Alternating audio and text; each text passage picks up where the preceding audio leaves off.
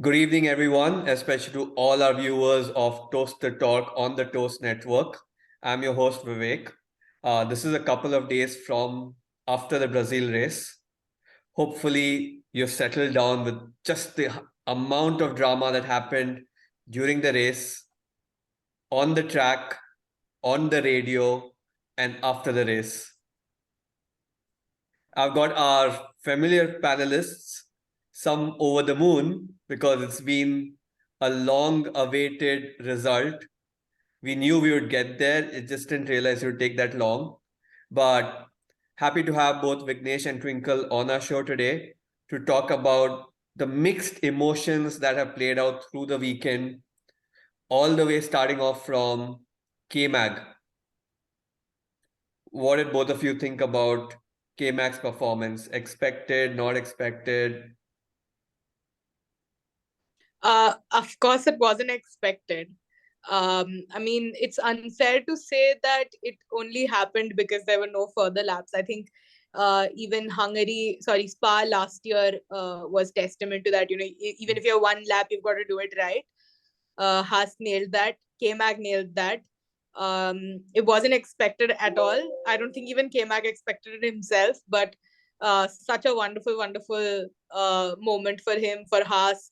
And I think especially how his year was supposed to go this year. I don't think KMag even imagined being on the F1 grid this year. But yeah, he's now a pole sitter for F1. So yeah, really exciting. Really happy about that. Yep, the Haas sandwich from 1st and 20th. Yeah. Rarely you see such a sandwich, and that's what like makes ours look like a bunch of legends.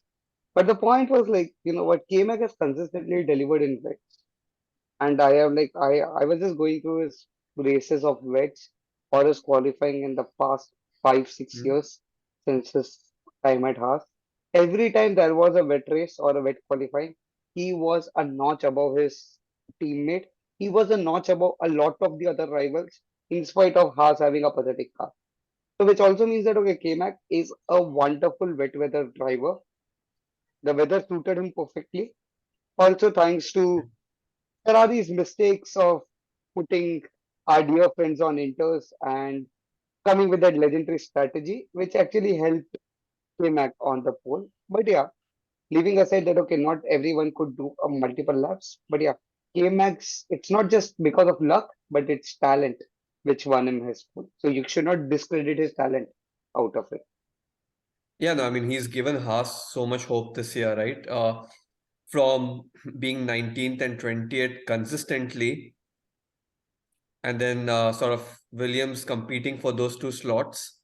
Uh, K-Mag actually is kind of got them the first points, multiple points, the start of the season, which has really helped them boost up. And, Mick Schumacher then sort of said that, okay, I need to scale up also. And he's, I think, 12 points is what he's also managed to get through the season. So Haas has, I would say, a reasonably good season from that perspective. But then that also brings us to qualifying in the sprint format and the results. Does that make it a lot more exciting? I felt it made it a lot more exciting because the way the whole setup was for the final race, it was a mixed bag. But what are your thoughts on? I don't think it was a mixed bag though, was it? I mean, we didn't really expect Mercedes to be there in the top. But it was a Mercedes 1, 2, Red Bull 3, 4, and then I think Ferrari 5, 6. So it was the top three teams at the top 6 spots. Yeah, I think it was a little bit of here and there where ideally you would have seen Red Bull at the top and then Mercedes and Ferrari somewhere in the mix of it. Sao Paulo in general, Brazil is a very preferable track for Mercedes. Um, we've seen their cars every year perform much better in Brazil. It does not mean that they're also going to do just as well in Abu Dhabi, but it definitely shows the improvement. Definitely shows that they are probably going to be fighting for the title next year. But at least, I mean, after the way the whole year has been, every Mercedes fan had expectations for Brazil, and thankfully they delivered. So yeah, it was very fun to watch the sprint, the qualifying, and the final race as well. Yeah, no, Vignesh, any key thoughts on the qualifying? Because before I get into, I would like to really understand your thoughts on the turnaround story for Mercedes also, from start of the year to where they've got. Like, I think it's engineering genius to an extent, how they've been able to do this entire turnaround. But yeah, Vignesh, your thoughts before we get deeper into that. Yeah. So one thing, as he said, Brazil is mostly a Mercedes-centric track. That's how I call it. It actually supports Mercedes engineering philosophy well, where you have the low grid, low aero engines. The basically the chassis compound itself suits Brazil top Paulo the most.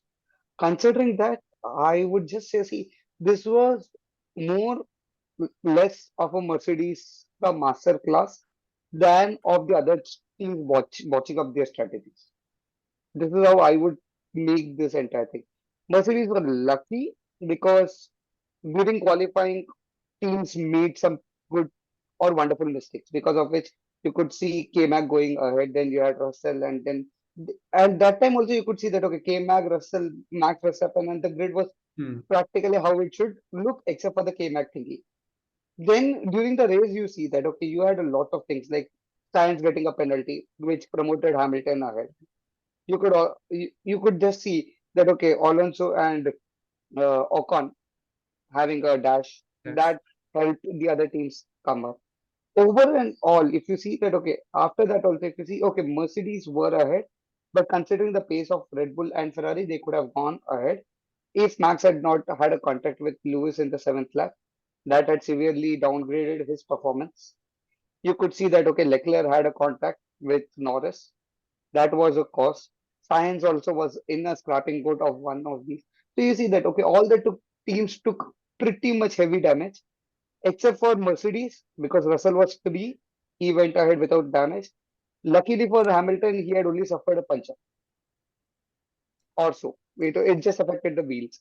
So Yeah. not a big arrow difference, which actually helped Mercedes have that boost on the performance because a small damage can cost a lot of down in the performance. So in that way, I would say Yeah. that okay, this was No, I agree a with those Mercedes. points, right? But that the scenarios played out, but you also have to see that Mercedes has had that turnaround to Yeah, take advantage of those opportunities. Otherwise, what would have happened if this Yes, happened in the first half of the year?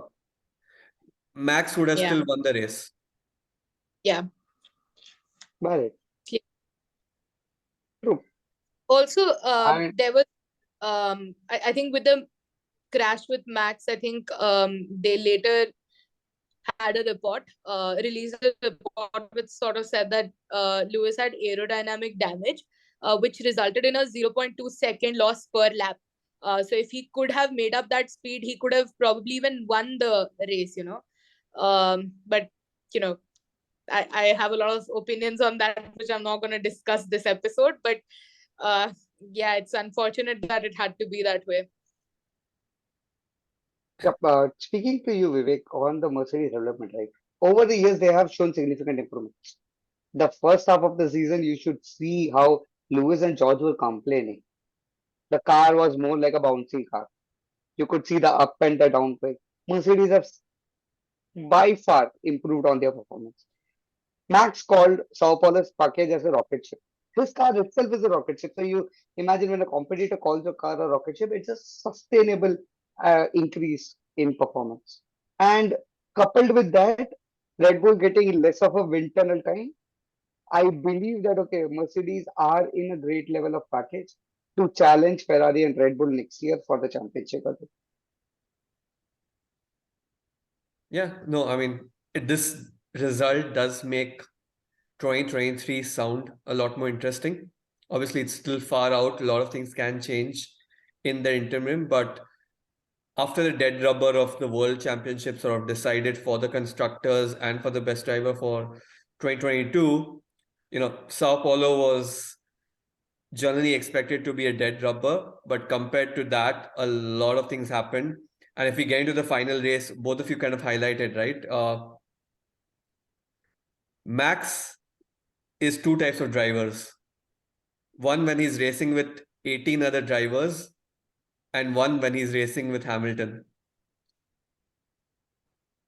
Right? Yeah. And I know, Twinkle, you have a lot to say about that, and we won't get into that space at all.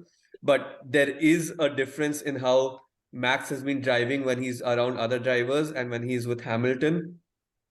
A lot of history between both of them, good, ugly, bad.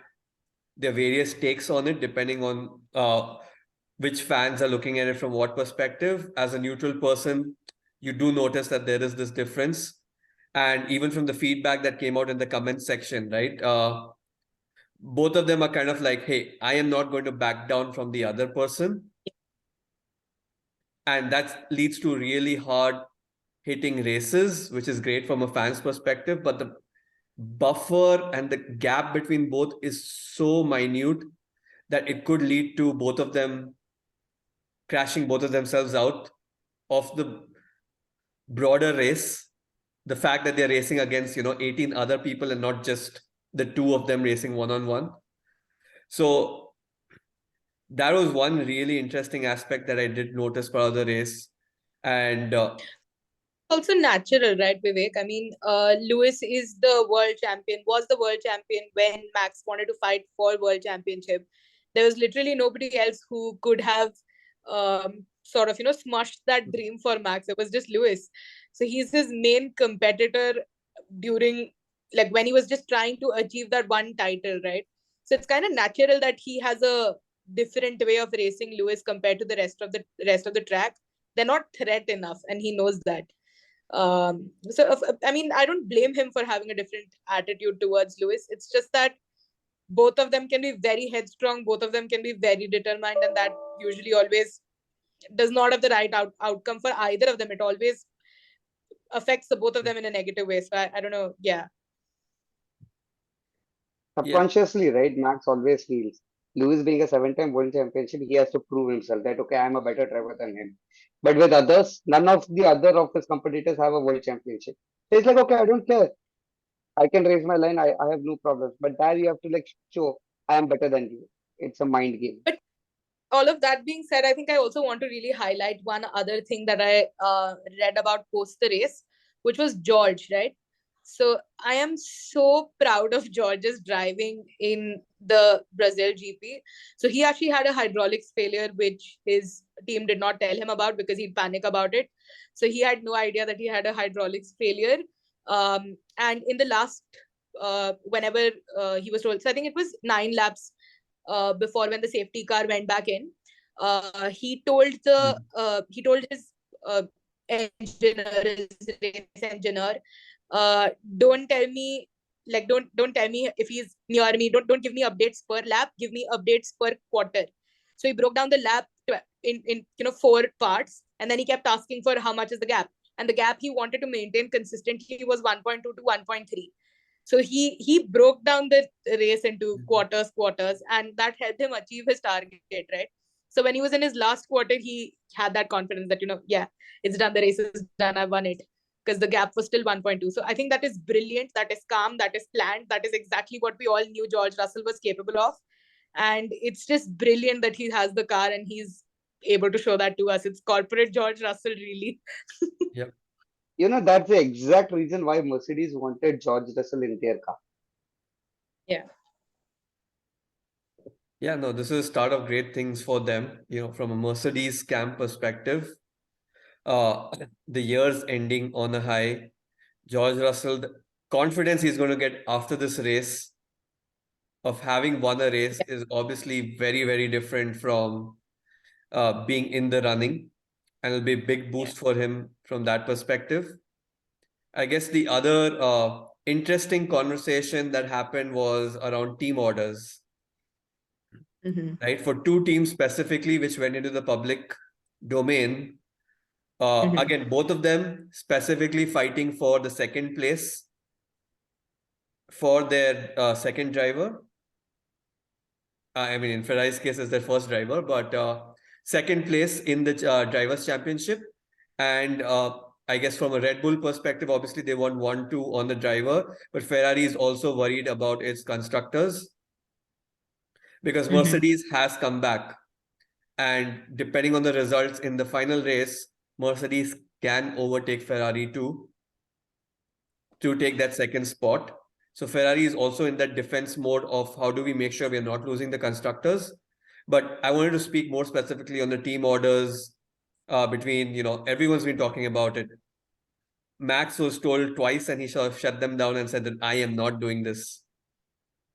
And we have discussed this before. So what are your thoughts on why Max was potentially pushing back on that, apart from the fact that he might be wired differently and whether you call it a winner's instinct that I'm never going to give up to crybaby or whatever it is? Vignesh, do you want to go first? Yeah. So from a Ferrari standpoint, right, swapping them or not swapping them didn't make a sense to me because, okay, overall the same constructor's point you're going to get. Be it your second first Yep. driver going second or second driver going first. The point was that, okay, if they had made Leclerc ahead, right, they would have been now Leclerc would be second in drivers championship. Now they're equal total. With Max's case, see, he might have had his own reasons. That's what he has publicly admitted into the radio. But my point is, see, a person who is helping you, right, you should also help him. We have seen that, okay, drivers do it. Sebastian Vettel did it, but not when, okay, the championship was over. When both the drivers were fighting for the championship, he was a thing. Now, in this case, right, this is mainly to show to the team that, okay, see, this is who I am. I'm not going to back off. And one more thing which I wanted to see it in a different angle was, see, Perez was already, he was in third, and that's when he dropped. You see, Perez was overtaken by Hamilton. Perez came third, Hamilton second. Then he was overtaken by Sainz, Leclerc, Alonso, and then Max. Now, Max subconsciously thinks, come on, this guy doesn't have a speed. If I'm stuck behind him, the other person can try to overtake me. And that would be a lose for the entire team as a whole. So it's better that, okay, I dictate the pace of the team and let him follow me. That can also be a mindset for Max. So, yeah. I mean, that's a unique perspective, but I really doubt it. It was so towards the last, right? It was towards the end. There wasn't really a chance for anyone else to sort of overtake that. I get it. I know Ferrari's come up with a point, right? That their original plan was to do the swap, but there were other external factors for which they didn't do the swap, which is the others breathing down, and they were worried that someone else, while the swap happens, Alonso and all would take an opportunity to sort of push that. And the second thing being that they were doubtful that Sainz might get a 5-second penalty for that incident with Tsunoda. So they were worried that if they did that, he might actually lose an additional position, and that will impact their Constructors' Championship point tally. So I think that still sounds logical. And on an emotional front, I would say, dude, Sainz getting a podium is bigger than Leclerc coming second in the championship. The podium matters a lot more than coming second in the championship because that's how the championship structured. We don't know and we don't care. If you exclude last year, no one really remembers who came second over the previous years. Last year was a lot more tighter and the whole thing around it. But beyond that, no one really cares. Few years from now, no one going to care who came second. But total number of tally points that Sainz will get in terms of the podiums that he's got, I feel that makes a lot more sense. Yeah. And I think the main intention behind why Checo let Max through was because Checo was on mediums, Max was on softs. They wanted to take points away from Leclerc, right? So Ferrari also knew that Max was coming for Leclerc because that's the whole reason why he went through. He was told at turn 12 and he had quite a lot of time really. He was told at turn 12 to give that position back to Checo. And he said he didn't want to for reasons that he had previously explained. Of course, there's the whole rumor mills going around about it could be about the deliberately crashing at Monaco. It could be Checo cheating on his wife. None of these matter. It's a team sport. You focus on the sport. You don't. It's not about it, as much as it sucks to say. It's a very corporate answer, but it's not about your human characteristics. Really, it doesn't matter what you did off track. It doesn't matter. And if he actually deliberately crashed in Monaco, and if he said that to Horner, that's another crash case. That's like a whole other discussion, I guess, for another time. But I think team comes first. Red Bull, it was really important for Checo to come second. There is no prize money actually for Drivers' Championship 1 or 2. There's only prize money for the Constructors' Championship, right? So it doesn't really make sense for Ferrari as much as it makes sense for Red Bull, because they've never finished 1-2 when they've had Constructors' Championship as well. So they really just want to get that. They just wanted to get that, but um, it was extremely childish of Max. There is no reason that justifies what he did. He could have had his reasons, moral, whatever. I don't think it really justifies what he did. I think he acted on behalf of his own self. He put himself before the team, and that usually doesn't fly around too well. We've seen that in the past within Formula One as well. Nobody is bigger than the team. Yep. I think this is going to be a debate that's going to go on for a while on what happened and why. But yeah, considering the next race is the final race of the season, the Constructors' Championship is decided, the Drivers' Championship is decided. What are your predictions for the final race? More specific to who will come second in the Constructors and who will be the second in the Drivers' Championship? Because I think that still has a lot of drama. At this point, we know in the Drivers' Championship, both Checo and Leclerc are on a tie. So depending on how they finish in the final race, will decide who comes second. The Constructors' Championship still has some room for mathematical adjustments, depending on how both the drivers in both the teams fare up on a one-to-one basis. But what are your predictions for the final race? I think it'll be Checo who will come second in the Drivers' Championship. Mainly because Ferrari always messes up whenever there's any amount of pressure. So I'm just relying on the Ferrari instinct of messing up. But I think Mercedes is like 19 points behind Ferrari right now, if I'm not wrong. I don't think it's a number that they could make up really, because even if they went on to win the races, Ferrari wouldn't, come beyond 10. They'll definitely end up scoring some points. So I think could happen. Mercedes could take up, but I would still say it's like a 40-60 chance where, Mercedes like favoring Ferrari. So I would think Ferrari may win the Constructors' Championship. There's a 60% probability of it. Good. How about you, Vignesh? So for me, I would say Perez will for sure win the second in the Drivers' Championship.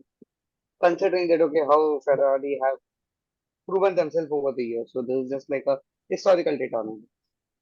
Considering constructors, right, that is the everything is open. I can see Mercedes coming second, mainly because okay, see, if Mercedes are maintaining the pace which they maintain in Sao Paulo, they come first and second, right? They are by default the second in constructors. But And you're that is discounting the the fact that Red Bull. yeah, see, that's what I'm trying to say. So if Mercedes come one and two, and even if Red Bull comes three and four, right? Mercedes have the game in the pocket, considering their pace analysis, their efforts there. And more than that, right? Over the next weekend, I want Lewis to win a race to keep his record of having a one wins every season to be there. So for that reason, at least I want Mercedes to win, especially Lewis. Mhm. Uh, with that, I would say, see, more than first and second, right? I am more interested in third and fourth. Alpine and McLaren have a good battle for that. Fourth and fifth, sorry. They have a good battle on that. The other teams have a wonderful battle. So, like, I know the first has been sealed down, Red Bull has been done. Let's focus down the order because they are wonderful. Yep. I mean, I would actually, this is historical, right? In the sense that over the years, the first place tends to get fixed up pretty early, and everyone ends up following the second, third, fourth, and the midfield from that perspective, right? It's been years of dominance with whichever team picks it up. They stick on to the first place for a few years, and everyone's just watching what's up happening behind them. Maybe they should call themselves Formula 2 or something. Oh wait, that name's already taken, no doubt. But quickly to wrap up, the end of the year also means end of the, I guess, not season, but also end of a big run for Vettel. How would you Yeah. rate your performance, his performance, this race, and what do you expect from the last one? I think it was very unfortunate that Stroll crashed into him in the qualifier, I think.